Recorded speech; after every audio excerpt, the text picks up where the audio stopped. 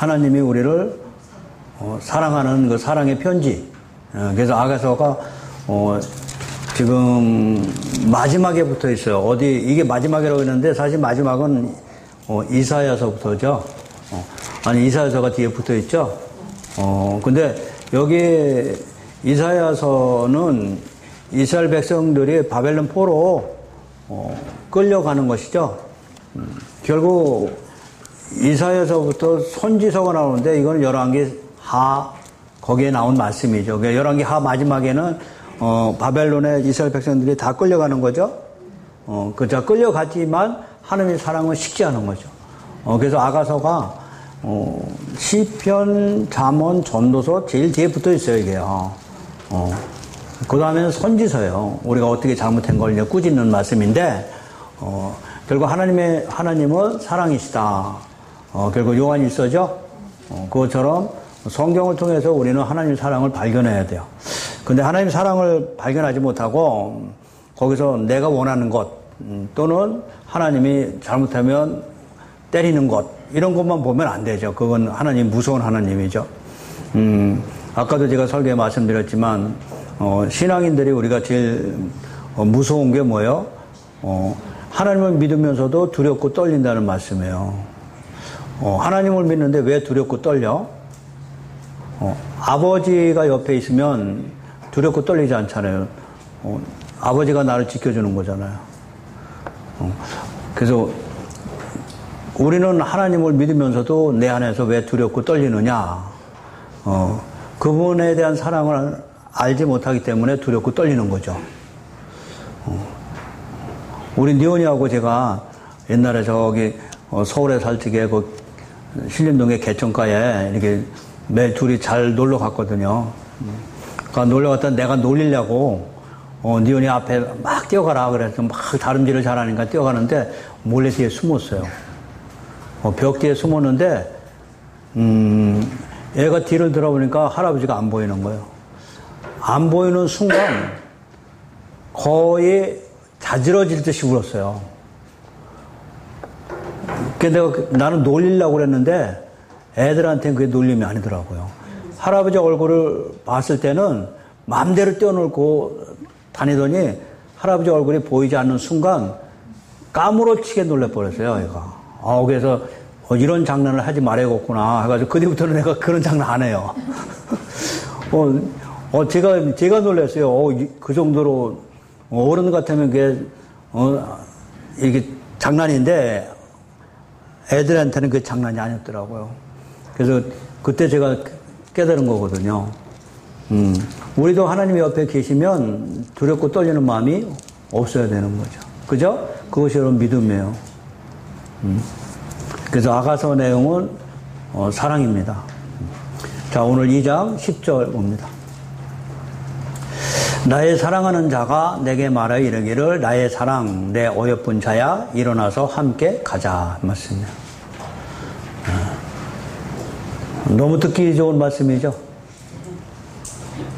내 사랑하는 자가 혼자 도망간 게 아니고 일어나서 함께 가자요. 상당히 성경에 중요한 말씀이에요. 일어나다, 깨우다. 이런 말씀은 성경에서 우리가 올바로 설 수 있는 것, 당당하게 설 수 있는 것. 근데 두렵고 떨려가지고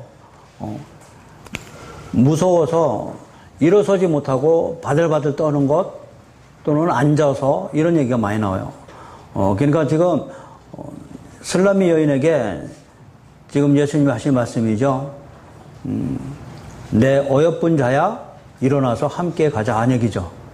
함께 가자 이게 동행이거든요. 자, 여러분도 일어나서 함께 가자. 일어날 수 있는 믿음이 있어야 돼요. 성경은 일어날 수 있는 믿음은 오로지 우리 힘으로는 못 일어나요. 오로지 하나님이 나를 손잡고 일으켜 세우셔야 돼요. 그것이 육이기 때문에, 영이기 때문에 육으로 우리의 손을 못 잡아요. 그래서 영이신 그분이 말씀이에요. 자, 말씀을 내가 믿음으로 우리는 일어설 수 있어요. 자, 이 말씀을 믿는다는 것은 말씀하신 것을 그대로 이루시는 아버지요. 그죠? 아버지가 자식에게 거짓말하면 안 되죠.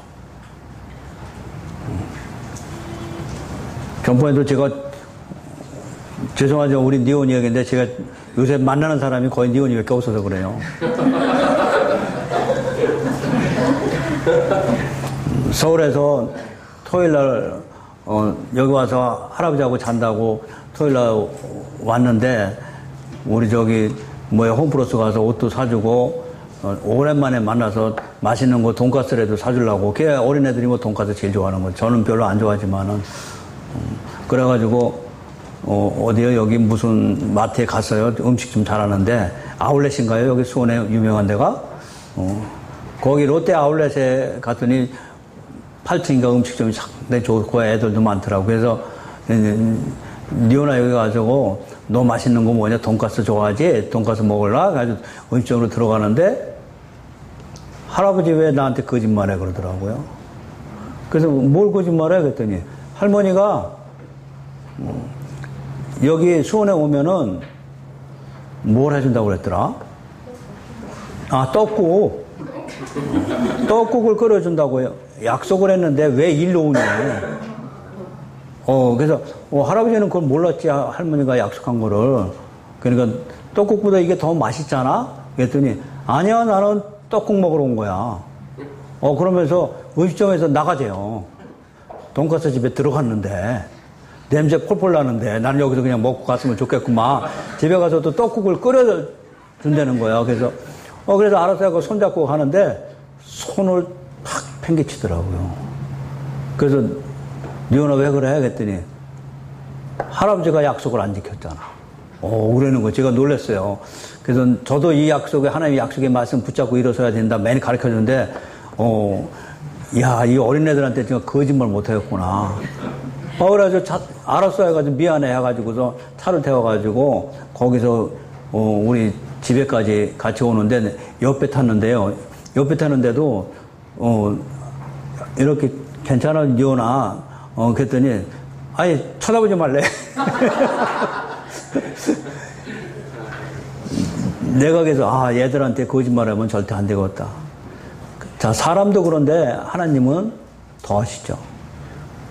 그냥 하나님은 절대 거짓말을 하지 않으시는 하나님. 실족하지 않으시는 하나님. 신실하신 하나님. 뭔 얘기하는 거예요? 말씀 얘기하는 거예요. 약속의 말씀은 반드시 성취된다 얘기죠. 그래서 우리가 이 세상에서 이겨나갈 수 있는 힘은 말씀을 붙잡는 거였어요. 그 말씀은 내가 붙잡으면 반드시 이루어지니까요. 왜? 하나님은 약속을 반드시 지켜주시니까요. 그 얘기예요. 자, 요한복음 아니 마태복음 잠깐 볼까요?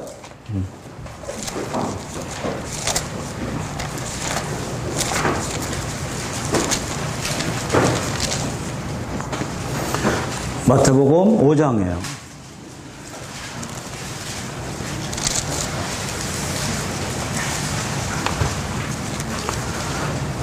33절이거든요.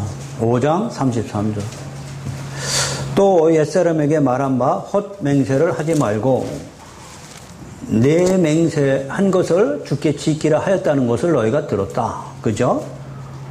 뭔 얘기일까? 구약에서는 하나님께 소원한 거는 반드시 지켜라 이 말씀이죠. 맹세한 것을 반드시 지켜라 이 얘기예요. 그런데 34절 말씀이 예수님이 구약의 한 말씀을 바꿔줘요. 나는 너에게 이르노니 다시 이르는 거죠. 구약의 말씀이 맹세한 것은 반드시 주께 지키라고 말했지만 너희는 도무지 맹세하지 말래. 구약에서는 맹세하라고 했는데 신약에 와서 예수님이 맹세하지 말래. 하늘로도 하지 말라. 이는 하나님의 보좌여. 땅으로도 하지 말라. 이는 하나님의 발등사며 예루살렘으로도 하지 말라. 이는 큰 임금의 성읍이다. 네 머리로도 하지 말라. 네 자신을 두고도 하지 말란 얘기죠. 이는 내가 한터럭도 쉬고 검게 할 수 없습니다. 오직 너의 말은 옳다 혹은 아니라 하라. 이에서 지나는 것은 악으로부터 나느니라 얘기해요. 뭔 얘기냐면 여러분 이게 상당히 어려운 말씀 같은데 구약에서는 맹세를 지키라고 그러거든요. 근데 우리는 이 맹세를 못 지켜요. 그럼 신약에 와서 이 맹세는 예수님이 지키는 거예요. 구약에서 우리 보고 서온 예물 드려라 서온 예물 드려라 하지만 우리는 그걸 다 못 지키는 자예요. 결국 신약에 와서 예수님이 우리가 하겠다고 한 맹세를 지키지 못하거든요. 그래서 우리 시내산에서 율법 지키겠다고 맹세했죠. 신에서 율법 받을 때 우리가 다 행하리다 했는데 율법 다 지켰어요? 못 지켰죠? 근데 결국은 그 율법을 지키신 분이 예수가 십자가에서 지키신 거거든요. 그 얘기하는 거예요. 그러면 너희는 뭘 한다고 약속하지 말라. 인간은 항상 바뀌고 약속을 지키지 못한다. 이 얘기예요. 그러면 우리는 뭘 해야 되느냐? 이 약속은 하나님이 지킬 것이고 이 약속을 지킨 것을 너희들은 맞구나, 옳구나, 혹은 아니구나 하고 이 판단만 하라는 얘기예요. 그래서 인간이 하나님 앞에 맹세할 것은 아무것도 없다 하고 설명하는 거예요. 그래서 인간의 약속은 했지만 지키지 못할 수가 있지만 하나님은 반드시 지키신다는 얘기예요. 자, 아셨어요? 그래서 이 세상에 진리를 하나님 말씀이라고 그래요. 변하지 않는 말씀을 진리라고 그런단 말이에요. 그래서 진리는 오직 하나님 말씀뿐이요. 그 말씀을 맹세코 지키신 분이 예수님이고 그래서 예수님이 나는 진리요 길이요 생명이라는 말씀하신 거예요. 자, 그것처럼 지금 10절 말씀이죠. 일어나서 함께 가자라는 말씀인데 일어나서 함께 갈 수 있는 우리가 일어날 수 있는 힘은 없어요. 그럼 뭐 때문에 일어날 수 있어요? 밧줄을 잡으면 일어날 수 있겠죠? 그 밧줄이 우리한테는 말씀이라고요. 아셨어요? 우리의 믿음은 여기 있는 거예요. 우리는 이렇게 해서 일어날 수 있단 말이죠. 우리 힘으로는, 내 힘으로는 절대로 못 일어납니다. 그래서 지금 예수님이 하시는 말씀이 일어나서 함께 가자는 말씀은 네가 말씀을 믿음으로 나와 함께 가자고 지금 말씀하는 겁니다. 자, 11절. 무슨 말씀이냐? 겨울도 지나고 비도 그쳤다 하죠. 겨울 너무 춥죠? 너무 춥잖아요. 그러니까 이 겨울이라는 비유인데 여기는 아가서니까 시가서니까 이 겨울이라는 것은 우리한테 고난 얘기하는 거죠. 너무 춥고 배고프고 이 세상에서 사는 것이 우리는 겨울이죠. 그러나 겨울도 지났다고 합니다. 다시 말하면 이 고난 속에서 예수님이 우리를 구해 주시려고 십자가에서 겨울을 없애 주신 건 얘기죠. 그래서 겨울도 지나고 비도 그쳤다고요. 자, 이 비도 우리에게 뭐 달콤한 비도 있지만은 또 우리에게 심판의 비도 있거든요. 자, 그래서 12절 비는 홍수도 여러분 기억하셔야 돼요. 자, 겨울과 비는 우리가 이 세상에 사는 어떤 어려움, 고난 이런 것이 그쳤다고 합니다. 그럼 어떻게 그쳤어요? 그냥 그친 게 아니고 예수님이 사랑하는 자가 오셔서 겨울을 지나게 하고 비도 그치게 하신 것이죠. 12절. 지면에는 이제는 땅에서는 뭐가 펴요? 꽃이 피고. 생명의 말씀이에요. 생명의 말씀이 우리한테 들려졌죠. 새가 노래할 때가 이르렀는데, 그러니까 모든 것이 찬양입니다. 비둘기 소리가 우리 땅에 들린다, 이 얘기죠. 그래서, 겨울이 지나고 비도 그쳤고, 그렇으니까 너는 나와 일어나서 함께 가자. 이 일을 내가 한 거다 하면서 찬양하면서 이 땅에서 지금 말씀이 찬양이 들리기 시작했습니다. 13절 무화과 나무에는 푸른 열매가 익었고 그렇죠? 여기도 여러분 무화과 나무 하면 그냥 무화과 나무로 보면 안 되죠. 무화과 나무 하면 율법을 상징한다고 그랬어요. 그러니까 이 율법에서도 열매가 맺었어요. 어떻게? 포도나무는 꽃을 피워. 그러니까 무화과 나무, 포도나무 성경에서 많이 나오는 말씀이에요. 꽃이 피워 향기를 토하는구나. 그러면 어떻게 열매를 맺느냐? 이것이 우리한테는 상당히 중요하죠. 자, 우리 복음서 또 볼까요? 마태복음.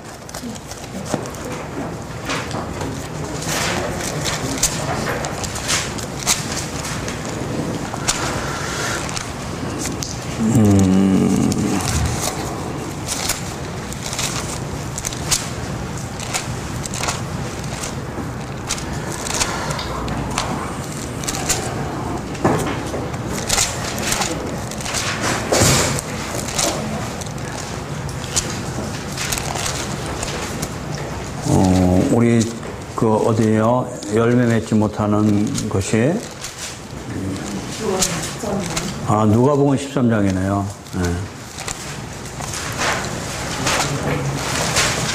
누가복음 13장 6절이죠. 자, 누가복음 13장 6절 봅니다. 자, 이에 비유로 말씀하시되, 자, 이에 비유가 무슨 말씀이실까? 항상 성경 보실 때 전본거 보시라고 그랬어요. 전본걸 보셔야 왜 이 비유를 말씀하셨는지를 알 수 있죠. 1절부터 4절까지는 어떤 사람들이 지금 빌라도에게 몇 명이 죽었죠. 1절이죠. 그 다음에 어떤 사람이 실로암에서 망대가 무너져 죽었죠. 그랬더니 예수님이 뭐라고 그래요? 회개하지 않으면 다 이와 같이 망한다 얘기죠. 요것도 오늘 아침 주일 설교처럼 회개를 우리는 자꾸 뭐예요? 죄에 대한 회개를 설명한다고요. 그 얘기 아니에요.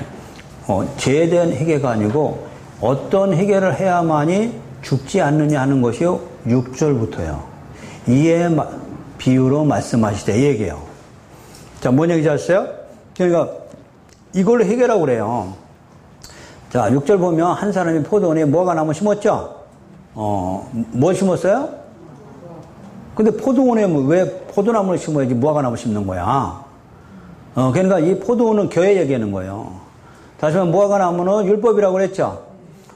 근데 율법으로는 열매를 구하였으나 얻지 못한 거죠? 율법으로는 열매 못 맺어요. 다시 말하면 우리 인간의 행위로는 하나님께 아들이 못 된다는 얘기죠. 자, 그래서 7절 포도원지기에 이르되 내가 3년을 와서 이 무화과나무 열매를 구하되 얻지 못하면 찍어버리라. 그러니까 포도원 주인이 와서 포도원지기에게, 포도원지기가 여러분들이잖아. 여러분들에게 뭐라고 해요? 3년을 와서 무화과나무에서 열매를 얻어야 돼요. 그러나 얻지 못하면 찍어버린다는 얘기죠. 근데 8절 대답하여 이르되 주인이여 금년에도 그대로 두소서 내가 두릅하고 거름을 주리니 그죠? 여기서 내가 두릅하고 거름을 주는 것이 예수님이에요. 포도원지기가 예수님이에요. 자, 예수님이 와서 3년 동안 두릅하고 거름을 준대. 그럼 여러분들 두릅하는 게 뭐예요? 좋은 땅으로 만드는 거죠? 자, 거름을 줘가지고 열매를 맺게 할 테니. 그래서 무화과나무가 열매를 맺으려면 복음을 통해서만 열매를 맺을 수 있다는 얘기예요. 9절 이후에 만일 열매가 열면 좋거니와 그렇지 않으면 찍어버리소서. 똑같아요. 우리한테도 이 말씀은 적용되는 거예요. 여러분의 율법에서 복음으로 돌아와야 돼요. 복음으로 돌아오지 않으면 찍어버린다. 심판이에요.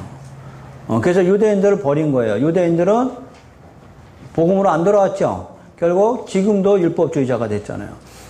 자, 그것처럼 지금 6절부터 9절까지가 회개예요. 이게 회개라고요. 죄에 대한 회개예요. 복음으로 돌아가는 게 회개예요. 복음으로 돌아가는 게 회개예요. 근데 우리 오늘 아침 설교에도 마찬가지고 일반 교회에서 무슨 회개만 해요?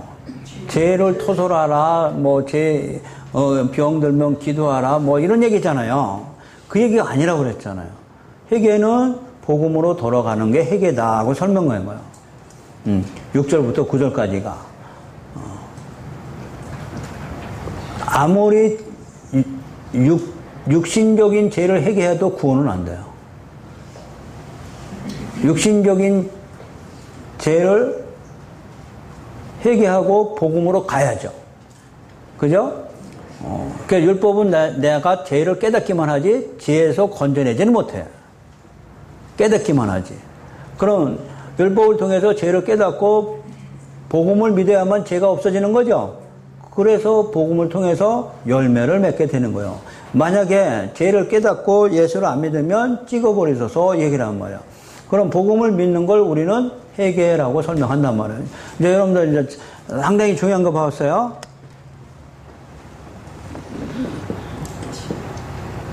이게 왜 그래요? 왜 이렇게 제가 강조해서 설명해요? 일반 교회에서는 전부 다 뭐에 대한 회개만 얘기해. 일반적인 윤리적인 제 회개만 얘기하잖아요. 근데 하나님의 회개는 그 얘기가 아니죠. 결국 복음으로 돌아가는 것이 회개란 말이에요. 이거 잊어버리면 안 돼요. 여러분들이 아무리 윤리적인 해결해도 복음으로 돌아가지 않으면 구원이 안 된다는 얘기예요. 자, 그러면 무화과나무하고 포도나무를 알았으면은 오늘 아가서 2장에서 13절이죠. 무화과나무에는 푸른 열매가 익었고. 그러니까 무화과나무가 열매를 맺으려면 예수님이 오셔서 3년간 공생애죠. 3년간 두릅하고 거름을 줘야 된다는 얘기예요. 그래서 포도나무는 꽃을 피워 향기를 토해죠. 이 포도나무가 복음이에요. 자, 이 복음은 우리에게 향기죠. 자, 꽃을 피워 향기를 토하는구나. 나의 사랑, 나의 어여쁜 자여. 그러므로 일어나서 함께 가자. 얘기해요. 자, 이걸 우리는 일어나서 함께 가자를 뭐라고 그래? 하나님과 동행. 그렇죠? 창세기 지금, 몇 장이에요? 에녹이 하나님과 300년간을 동행했더란 얘기죠? 그럼 동행은 우리가 복음을 통해서 이 복음을 알고 있는 것을 하나님과 동행이라고 해요. 이제 이런 것이 여러분들 하나하나 배우셔야 돼요. 동행은, 우리의 어떤, 질적인 삶, 이런 것이 하나님께 동행이다, 윤리적인 삶, 이렇게 설명하지만 그보다 더 중요한 건 뭐예요? 그렇게 아무리 깨끗이 사는 사람도 세상에 많아요. 그렇게 아무리 깨끗이 살아도 하나님과 동행하는 건 아니에요. 뭔 얘기인지 아셨어요? 하나님과 동행하는 건 하나님이 자기 아들 예수를 우리를 위해서 죽으신 거, 그것을 내가 믿음으로 가지고 있는 게 동행이다, 얘기예요. 그래서 이런 단어적 의미를 여러분들이 잘 인지하셔야 돼요. 만약에 이거 인지를 여러분들이 해석을 못하면 기독교가 문자적 의미만 해석해서 윤리도덕책으로 바뀌어버리는 거예요. 이것을 영이라고 설명하는 거예요. 그러니까 여러분들 영이 빨리 열려야 돼. 이런 단어적 이런 것을 성경적으로 해석할 줄 알아야 영에 속한 사람이란 말이에요. 문자적으로 보면 안 된다고요. 상당히 어려운 거예요, 여러분, 지금. 지금 제가 13절 설명했죠? 13절 한 절만 해석해도 여러분들 엄청난 일이거든요. 무화과나무가 율법이고, 그 무화과나무가 푸른 열매를 맺었다는 것은 예수님이 3년간 오셔서 공생애 해서요. 거름을 주고 우리한테 복음 가르쳤죠? 제자들한테 이거 가르친 거잖아요.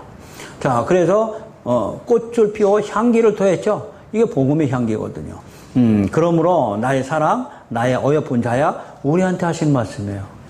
나의 아들, 나의 딸, 나의 어여쁜 자야, 일어나서 함께 가자. 누가? 아버지가. 하나님보다는 아버지가 더 좋아요, 저는. 하나님 하면 어떤 신에 그냥 이렇게 하는데 아버지는 신이 아니잖아요.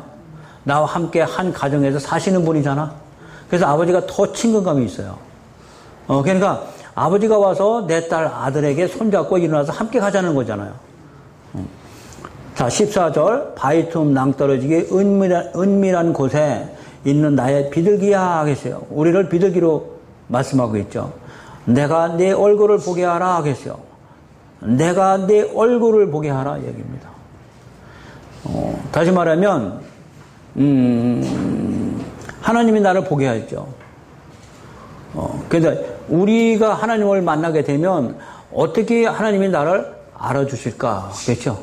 우리 안에는 뭐가 나와야 돼요? 하나님의 영광, 하나님의 광채, 이게 나줘야 되거든요. 그럼 하나님의 영광이 나타나야 그분이 우리 얼굴을 보게 된다는 얘기죠. 자, 다시 말하면 하나님의 영광은 율법에서 나타나는 거예요? 복음 안에서 나타나는 거예요? 복음 안에서 하나님의 영광이 나타나는 거죠. 그러니까 여러분들이 이걸 가지고 있어야 십자가예요. 십자가를 가지고 있어야, 복음을 믿음으로 가지고 있어야 그분이 내 얼굴을 보게 한다는 얘기죠. 아셨어요? 그래서 그걸 광채라고 그래요. 여러분들이 신앙생활 했지만 여태껏 율법 아래 앉아있던 사람들이 엄청 많거든요. 그러니까 처음에 저희 교회 오실 때 또는 그 목사님들 이렇게 오면 얼굴이 상당히 굳어서 오시는 분이 있어요. 벌써 얼굴에 표정이 나타나니까요. 왜요? 항상 하나님을 믿어도 기쁨이 없고 두렵고 떨리는 마음은 있어요. 내가 어떻게 하면 조금 잘못하면 또 하나님이 치실까? 또 그러면 안 되지? 그러면서 매일 치고 하니까 계속 그런 생활을 하다 보면 나도 모르게 얼굴이 굳어져 버려요. 그것이 우리 하나님을 잘못 알고 있는 거다는 얘기죠. 근데 복음을 아는 사람들은 그 복음 안에서 신앙이 자유롭게 되거든요. 그래서 항상 얼굴에 밝은 표정이 되는 거죠. 그래서 굳은 표정으로 왔다가 우리 교회에서 한 3개월, 6개월 있으면 얼굴이 활짝 펴. 왜 웃지들 않아? 안 폈어? 나는 보면 알아봤어. 그러니까 이 자유함이 있으면 나도 모르게 거기서 얼굴에 밝아지는 걸 의미하는 것이죠. 자, 그래서 지금 내가 내 얼굴을 보게 하라 상당히 중요합니다. 하나님이 나를 찾아오려면 내가 가지고 있어야 될 것이 있죠. 자, 내 소리를 듣게 하라. 또나 같은 말입니다. 내 소리, 우리의 목소리는 어떤 목소리일까? 내 소리는 부드럽고 내 얼굴은 아름답다 이 얘기죠. 그러니까 목소리는 신앙의 고백이겠죠. 그러고 우리가 하나님께 내 하나님의 영광을 보여줘야죠. 자, 그래서 이 광채는 복음 안에서 나타나는 거죠. 자, 우리 고린도 후서 잠깐 봅니다. 성경으로 해석하는 게 제일 빨라요. 고린도 후서 3장.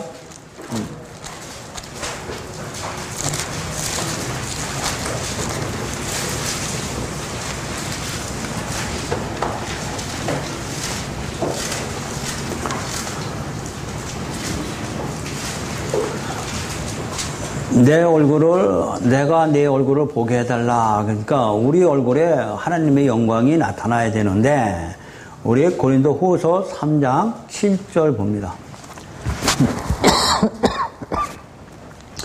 돌에 써서 새긴 죽게 하는 율법 죽이는 거죠. 율법 저분의 직분도 영광이 있다. 그러니까 이거는 율법을 통해서 우리가 모학선생 죄를 깨닫는 걸 얘기해요. 그래서 모세가 잠깐 얼굴에 잠깐 나타났지만 수건을 덮였죠.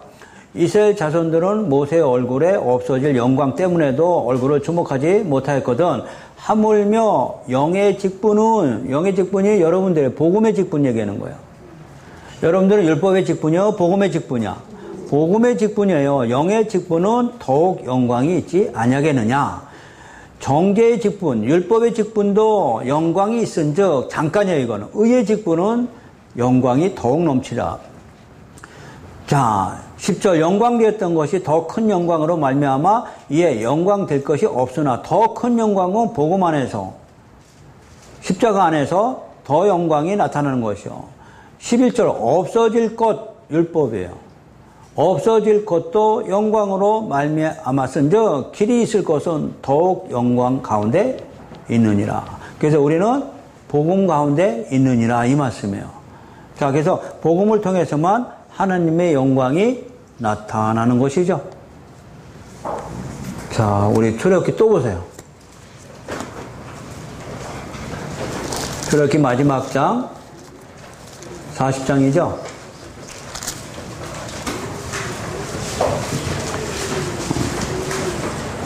자, 40장 출애굽기 40장 25장부터 40장까지는 성막 짓는 거예요. 성막이 뭐예요? 지금은 교회죠. 이 성막은 예수 그리스도를 의미하는 것이죠. 40장 33절 보세요.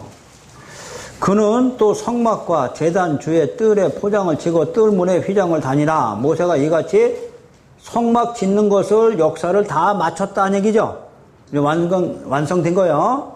34절에 이제 구름이 희막에 덮이고 성막에 덮이고 여호와의 영광이 성막에 충만했다는 얘기죠. 돌판에 충만했다는 말씀 안 나와요. 율법 안에 하나님의 영광이 충만했다는 말씀은 성경에 안 나와요.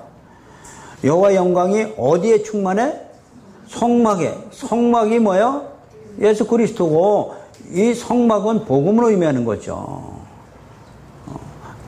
그러니까 여호와의 영광이 나타나려면 우리도 복음을 받아들이면 여호와의 영광이 나타나는 거죠. 자, 그랬을 때 그분이 나를 바라보고 얘기죠. 자, 상당히 중요합니다, 여러분. 하나님 왜 못 만나요? 하나님 만나보고 싶어서 여러분들 기도하고 예배드리고 뭐하고 많이 고생했잖아요.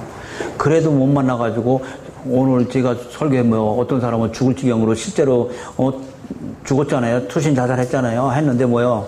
물이 얕아가지고 재수 좋게 살았지만은 그 정도로 갔단 말이에요. 그분은 정말로 죽으려고 바다 뛰어드는 거거든요. 왜 그랬을까? 뭘 몰라서? 하나님의 뜻이 어디 있는지, 예, 율법 안에 앉아있으니까 지금도 두렵고 떨리다고 그러더라고요. 제가 엊그제 상담했더니 그분이 저는 목사님, 저는 지금도 아직도 두렵고 떨려요 그러더라고. 불안해가지고 잠도 안 자고요. 얼마나 두려운지 지금도 모른다고. 이게 큰일 났다고, 이게요. 너무나 그냥 율법 안에 갇혀 있어가지고 하나님한테 조금만 하면 잘못한 거예요. 벌벌벌 떠는 거야. 우리 진영이 아버지가 잘못하면 많이 패? 네. 아까 보니까 신영이 어디 갔어? 신영이 갔어? 신영이가 아빠한테 이렇게 해가지고 이렇게 입에다 또 띄워주대? 그러니까 아버지가 무섭지 않으니까 띄워주겠지? 목사님이 안 보는 것 같아도 다 봐. 아버지와 자식과는 그 관계가 되어야 돼요. 그죠? 내가 이렇게 잘못해서도 우리 아버지는 나를 용서해 주실 거야. 그렇다고 이용하면 안 되죠. 그렇죠? 그 사랑에 감동받아서 우리는 더 지켜야 되는 것이죠. 그러니까 우리 아버지를 어떻게 생각하느냐가 상당히 주제, 여기 지금 아가서가 아버지는 사랑이시다. 한없이 끝없이 창자가 끊어지는 것 같이 우리를 사랑하신다. 우리 열왕기 하에 가면 이스라엘 백성들이 바벨론에 끌려가거든요. 우리 이사야서에 보면 끌려갈 때 뭐라고 그래요? 내가 내 백성이 내 아들이잖아요. 내 아들, 딸이 바벨론에 끌려가는데 하나님이 뭐예요? 창자가 끊어지는 것 같다고요. 그러나 그들이 거길 갔다 와야 옳은 길로 오니까. 그러면서 아버지가 자식을 때릴 때는 미워서 절대 때리는 거 아니다. 그렇죠? 옳은 길로 오라고 사랑의 매죠. 그 사랑의 매는 언제든지 맞아도 괜찮은 거예요. 근데 거기다 감정을 실어갈 때는 안 되죠. 여기 상당히 중요합니다. 내가 내 얼굴을 보게 하라. 그럼 우리도 보게 해줘야죠. 내 소리를 듣게 하라. 중요한 말씀이에요. 내 소리는 부드럽고, 그럼 우리의 음성이 부드러운 목소리는 뭘까? 이 얘기죠. 내 얼굴은 아름답구나. 활짝 폈죠? 자, 15절. 우리를 위하여 여우, 곧 포도원을 허는 작은 여우를 잡으라. 그렇죠. 너와 나 사이를 갈라놓는 거야. 누가? 작은 여우가. 우리 포도원에 꽃이 피었는데, 이 꽃이 피었다는 것은 교회 안에 복음이 무성하다는 얘기예요. 근데 이 여우가 복음을 무너뜨리러 왔다, 이 말씀이에요. 여러분, 이 여우한테 속으면 안 되죠? 여우는 왜 여우야? 여우 같은 사람 있죠? 이 속이는 거잖아, 속이는 거. 그래서 이 포도원에 꽃이 피었는데 이 복음을 무너뜨리는 자가 들어왔다는 얘기예요. 근데 여러분들 하나님의 사랑을 알지 못하면 이 여우에게 속아서 끼어 넘어간다니까요. 그럼 이 작은 여우를 어떻게 해야 돼요? 잡으라. 잡아야죠? 근데 작은 여우가 쉽게 잡힐까? 큰 여우 같으면 몰라도 작은 여우는 어떻게 빠지고 나는데 이 작은 여우는 뭔 얘기냐면은 작은 틈만 있으면 들어온다는 얘기예요. 그래서 작은 여우라고 하니까 여러분들이 우리 출애굽기에 보면 성막을 질 때 뜰을 지거든요. 이 뜰을 질 때 말뚝 기둥을 계속 박아가지고 거기로 세마포 포장으로 서로 연결시켜요. 그게 겨의 뜰이거든요. 다시 말하면 다른 것들이 못 들어오게 이게 치는 거거든요. 구약에서는 이 기둥이거든요. 이 기둥이 예수예요. 성 밖에 기둥이 예수고 머릿돌이 예수란 말이에요. 그래서 성막을 짓는 거거든요. 그래서 이 기둥을 사방으로 20개, 10개 해서 60개예요. 그 60개를 삥 둘러서 말뚝을 세워놓고 그 위에다가 서로 연결시키는 게 세마포로 서로 연결시키는. 세마포가 뭐예요? 거룩한 옷, 깨끗한 옷, 깨끗한 옷이 가죽 옷이에요. 가죽 옷, 복음이죠? 예수님의 옷이에요. 그러니까 그 복음이에요. 복음으로 기둥이 예수고, 연결시켜서 복음으로 완전히 성막을, 둘레를 빙둘러 쳐야 되는 거예요. 근데 거기서 틈이 보인단 말이에요. 틈이 보인다고요. 무슨 틈이? 구멍이 뚫렸다는 얘기죠? 그럼 구멍이 뚫린 게 뭐예요? 복음이 아닌 다른 거 얘기하는 거예요.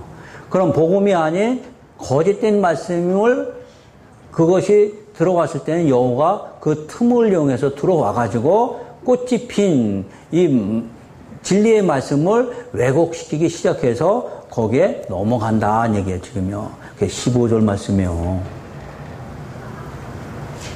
근데 작은 여호인지 뭔지 알 수 있어야지. 네? 여호처럼 하고 오는 거예요? 그냥 순진하게 오는 거야?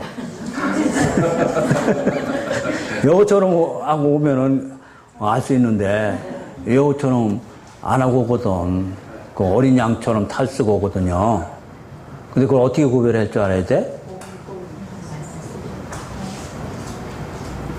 네? 복음으로? 아니, 맨날 복음 얘기했더니 복음하면 거의 다 90% 맞으니까 그냥 무조건 그거였다.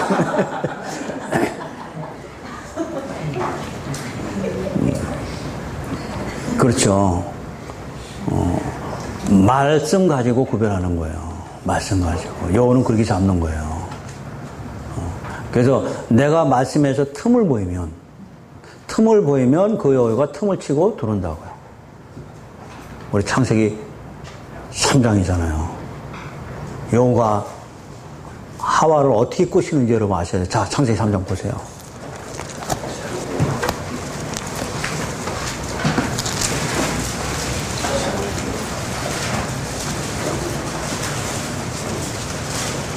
(3장 1절이에요) 그런데 뱀이 여호예요. 여호가 하는 말 들어야 되지. 여호와 하나님이 지으신 들짐승 중에서 가장 간교한 자죠. 여기 여호예요. 뱀이 여자에게 물어 이르되 하나님이 참으로 너에게 동산 모든 나무의 열매를 먹지 말라 하시냐 얘기했죠. 이게 문제라. 이게 여호처럼 얘기하네 진짜. 여러분도 이거 말씀 제대로 모르면 여기서 속아 넘어가는 거죠. 근데 우리 2장에서 보면 선악을 알게 하는 나무 열매는 먹지 말라. 그런 각종 나무의 열매는 내가 임의로 먹어도 된다고 그랬죠. 근데 여기 동산 모든 나무의 열매를 먹지 말라 이랬어요. 언제 그랬어? 선악만 먹지 말랬지.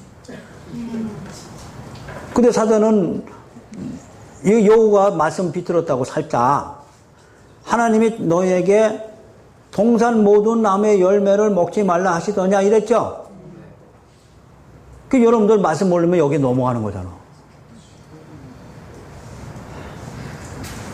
근데 우리 2장 16절 보니까 여호와 하나님이 사람에게 명하여 이르시되 동산 각종 나무의 열매는 네가 임의로 먹되 뭐만 먹지 말라고 그랬어? 선악을 알게 하는 나무 열매는 먹지 말라고 그랬잖아. 근데 이거를 제대로 알지 못한 하와가 동산 모든 나무의 열매를 먹지 말라 하더니 넘어갔다고요.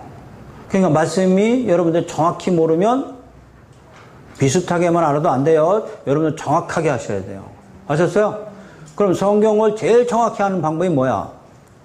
문맥이에요. 문맥이라고요. 문자로만 봐도 정확한 거 아니에요. 문자로 봐도 넘어갈 수 있어요. 뭔 얘기인지 아셨어요? 자, 그래서 그것처럼 여호는 뭘 가지고 나온다? 말씀 가지고. 중요해요. 그것도 누구 말씀 가지고? 하나님 말씀 가지고. 마태복음 4장이잖아.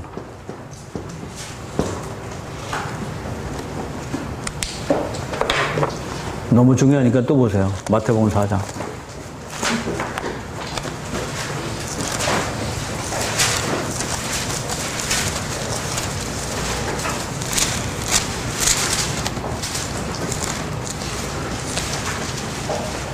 예수님이 사단한테 시험을 받는 건데 6절. 사단이 예수님 많게 이르시되 내가 만일 하나님의 아들이건 뛰어내리라. 기록되었으되 누구 얘기요? 사단 얘기예요 지금. 기록된 게 뭐예요? 성경 말씀에 얘기요. 하나님 말씀에. 그러니까 사단도 하나님 말씀 알고 있다고요. 어떤 분이 이랬는데 나 그냥 기도했더니 성경 말씀으로 몇 장 몇 절 줬대나? 몇 장 몇 절 줬지? 그러니까 성경 말씀으로 주면은 사단의 말씀이 아니고 다 하나님의 말씀이래. 여러분 속지 마세요. 제가 신학교 처음에 아무것도 모를 때 우리 동기 학생들이 너무 유명한 뭐예요? 능력 있는 여자 목사가 왔는데 거기 가서 구경 갔어요. 그랬더니 정말 기가 막히더라고요. 그 여자가 그냥 손만 내밀고 그래서 하니까 그냥 다 넘어가더라고요. 저 그때 너무 깜짝 놀랐어요. 그런 걸 세상에는 못 봤거든요. 근데 교회에서 그걸 일을 하는 거예요. 처음이라 너무너무 깜짝 놀랐어요. 여기서 확 하니까 여기 이준영이 지금 많이 쳐다보는데 내가 확 하면 뒤 확 넘어가 다. 그래가지고 나도 넘어가고 싶어가지고 또 초짜니까 우리 동기들이 아니 이용구 전도사는 전도사 때 학생되니까 전도사는 교회도 안 다니고 했으니까 그 체험을 해야 된다고 해서 제일 앞에 여기 갖다 앉히는 거예요. 그래서 고맙다고 앉아서 나도 넘어가려고 그랬어요. 한번 넘어가고 싶었거든요.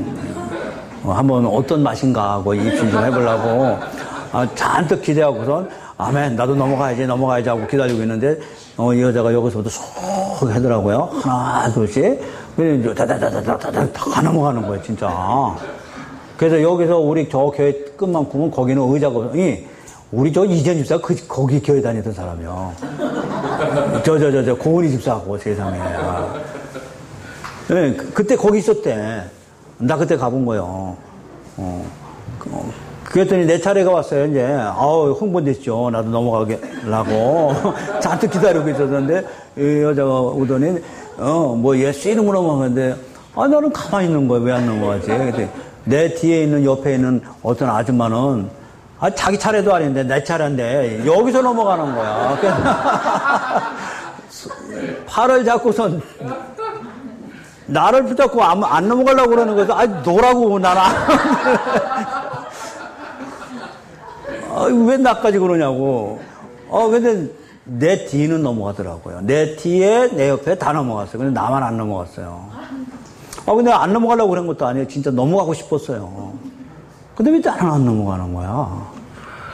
그랬더니 안 넘어가니까 그 목사가 이상하게 생각했나 봐요. 오더니 한 번 더 힘있게 또 예수 이름으로 휘파람이 나오더 샥 하더라고. 그래도 안 넘어갔어. 그래도 3번 또 하더라고요. 근데도 안 넘어갔어요. 그래서 진짜 승질나더라고요. 어서 초짜가 왔대나? 그래서 여기는 오래된 사람만이 넘어가는 거구나. 나는 초짜를 안 넘어가구나. 초짜를 안 넘어간 줄 알았어요. 그러더니 나중에 막 그냥 예언하고 막 그냥 장로들 나오라고 막 그러더니 예언하고 장로들 다 장로들 이렇게 뺑 둘러놓았더니 한 10명 나온 것 같아요. 그 중에 우리한테 공부한 장로도 거기서 오신 분이에요. 최무슨 목사라고 있었어요. 저한테 2년 공부해봤죠. 예, 뺑 들어왔더니 그 가운데더니 장로들 다 넘겨들었어요. 그래서 10명이 딱 넘어갔어요. 넘어가더니 거기다 대고 막 예언하고 은사하고 막 울고 장로들이 울고 하더니 울면서 지갑은 왜 꺼내? 하나님한테 네가 뭐 어쩌고 저쩌고 했더니 또 거기서 덜 했나 봐. 그냥 울면서 막 꺼내더니 그냥 1억짜리 나오고 5천원짜리 나오고 아이고. 얘들이 나중에 그거를 봉투 넣어가지고 그 전부 다 봉투를 하나씩 나눠주더라고. 그래서 그 봉투 하는데 나도 그때 모르니까요 봉투를 내려고 뒤에 지갑을 가져나고 지갑을 빼놓고 왔어. 이야 이것도 또 안 되는구나. 그랬더니 옆에 친구 보고 나도 돈 좀 꿔줘 했더니 자기도 10만원 밖에 없대. 자기 10만원 딱 넣는 거야. 그래 나만 못 넣는 거예요. 나도 많은데 돈이 없어서. 그랬더니 그걸 다 받아가지고 여기서 뭐 1억짜리 5천짜리 1000짜리 100짜리 10짜리는 여기도 못 올라와. 이 강대생이 못 올라와요. 강대생이 또 알더라고요. 그래서 그거 봉투를 가지고 다 말씀 주더라고요. 이사에서 몇 장 몇 절, 하나님 주신 말씀이요. 마태복음 몇 장 몇 절, 에레미야서 몇 장 몇 절, 창세기 몇 장 몇 절. 이사는 45장 7천만 원 떨어졌어요. 맞아. 저 안에 봤어. 그때 이전 집사가 거기 있었대. 돌았다 갔더니 카드 전화를 했다.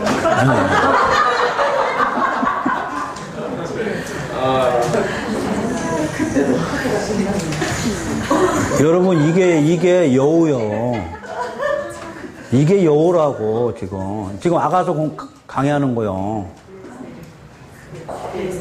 그게 여우라고. 근데 여우가 뭘 가지고 온다고? 말씀 가지고 온다고.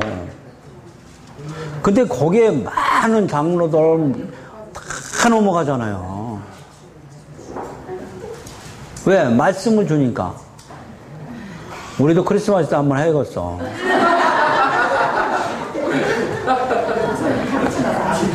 집회 일주일 해가지고 교육관 한 100억짜리 있었어요. 그래요. 한 40억 땡겼어요, 그때. 여러분, 그런데 가지 마시고. 그런데 가면 지옥이에요, 지옥. 그게 여우란 말이에요, 지금. 안 가도 교회 안에서 그렇게 했어요. 안 가도 또 했어? 네. 그래, 참 큰일이야. 아유. 그래서 말씀 조심해야 돼요. 자, 마태복음 4장 보세요.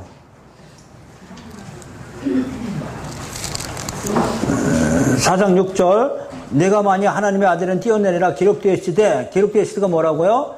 성경 말씀이에요. 지금 뱀이 가지고 나온 얘기예요.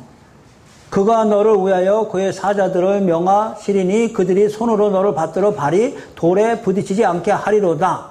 시편 91편 11절 12절 말씀 가지고 나왔어요. 자, 확인. 시편 91편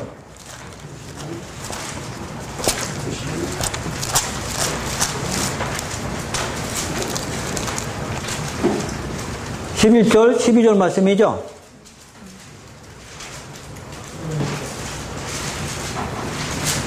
(870페이지인데) 제 성경으로는.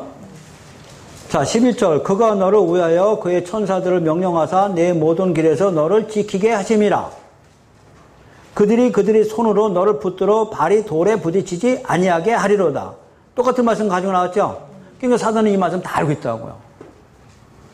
이 말씀을 다 알고 있는데 13절 말씀을 빼버렸다고요. 그러니까 사단은 자기가 유익한 말만 골라서 한단 말이에요. 골라서 이것이 하나님의 말씀이라고 준단 말이에요. 우리 기도에다가도 이런 말씀 들을 수 있다니까. 그래서 성경을 제일 중요하게 보는 것은 문맥적 사고라고요. 문맥을 무시하면 안 된단 말이에요. 13절은 무슨 말씀이냐? 예수예요. 지금 내가 사자와 독사를 밟으며 예수님이 뱀의 머리를 밟으며 얘기죠. 십자가죠. 젊은 사자와 뱀을 발로 누리로다. 어디서? 십자가에서 뱀을 죽여야 우리는 살 수 있는 거죠. 그러니까 13절 말씀을 빼버렸다고. 이 13절 말씀이 복음이거든요.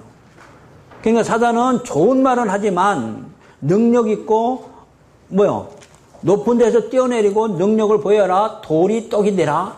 이런 거 가지고 유혹하는 거란 말이에요. 거기 넘어가면 안 돼요. 그래서 상당히 여러분 신앙이 어렵습니다. 쉽지 않아요. 돌이 떡이 되는 거 인간이 육의 옷을 입고 있는 한 싫어하는 사람 한 사람도 없거든요. 근데 사단은 뭐가 되라고 그래요? 돌이 떡이 되라. 두 번째는 높은 데서 뛰어내리면 사람들이 제일 좋아하는 게 기적이다. 안 죽는다. 천사가 밑에서 받아준다고 하나님 말씀에 시편 91편에 기록되어 있으니까 뛰어내리 보라 얘기죠. 그러면서 우리가 제일 좋아하는 거 돌이 떡이 되는 거. 두 번째는 표적 이적이죠. 이것이 누가 하는 얘기다? 사단이 하는 얘기란 말이에요. 여기 속으면 안 돼요. 기도원이고 뭐고 딱 하면 이 짓거리 하고 있다고요. 우리 저 이지연 집사하고 고나 집사 그 구덩이에서 나온 거잖아요. 할렐루야. 네. 지금 어려워도요, 이것이 생명으로 가는 길이란 말이에요. 거기서 십몇 년간을 봉사하신 분이에요, 저분이.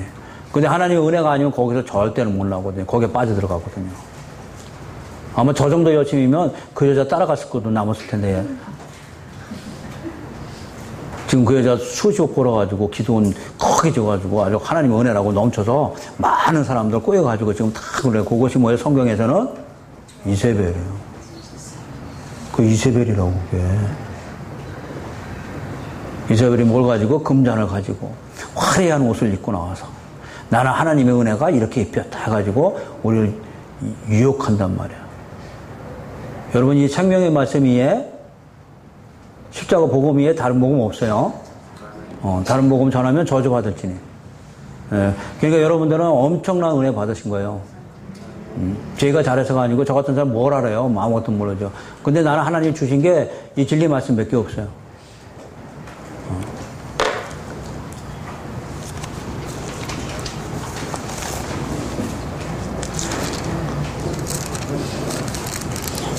자, 아가서 지금 2장 15절이에요. 작은 요거 잡아야죠? 여러분 힘을 합쳐서 잡아야 돼. 예. 잡기는커녕 또 내가 작은 요거 같으면 안 되지. 계속 말씀 배워야 되는 거야, 말씀. 자, 16절. 내 사랑하는 자는 내게 속했고 나는 그에게 속했죠. 하나죠? 그가 백합화 가운데서 양떼를 먹이는구나. 그렇죠?